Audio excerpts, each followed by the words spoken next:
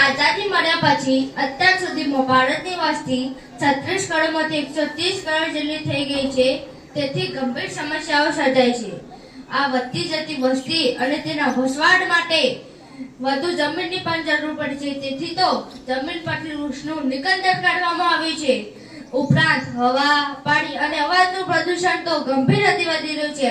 આ પ્રદૂષણ અને આ ભયાનક ગરમીને નાથવા માટે આપણા દેશમાં અનેક ઉપાયો થઈ રહ્યા છે. એમાંથી એક મહત્વનો ઉપાય છે વૃક્ષારોપણ.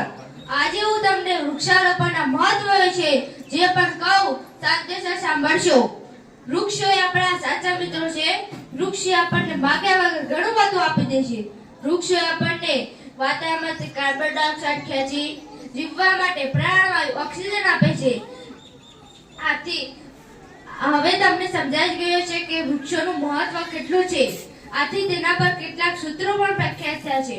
એક બાળ, એક ઝાડ, વૃક્ષ વાવો, જીવન બચાવો, વૃક્ષ જતન, આબાદ વતન.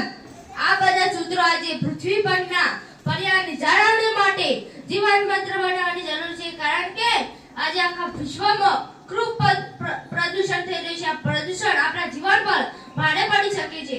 આ પ્રદૂષણને ઘટાડવા માટે આપણે સૌએ સક્રિય બનવું પડશે.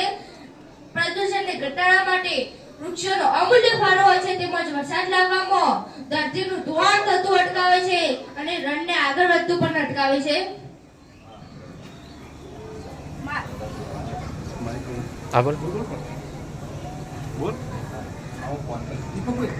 વૃક્ષ વાવવું, તેને ઉછેરવું, તેને જાળવવું એ આપણી નૈતિક ફરજ છે.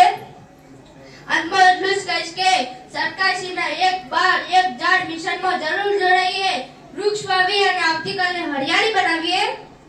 મને એક WhatsApp નો કટાક્ષ ભરી મેસેજ યાદ આવે છે. જો વૃક્ષ ઓક્સિજનના બદલે વાઇફાઈ આપતું હોત, જો વૃક્ષ ઓક્સિજનના બદલે વાઇફાઈ આપતું હોત, ચાલુ જ છે. આપણે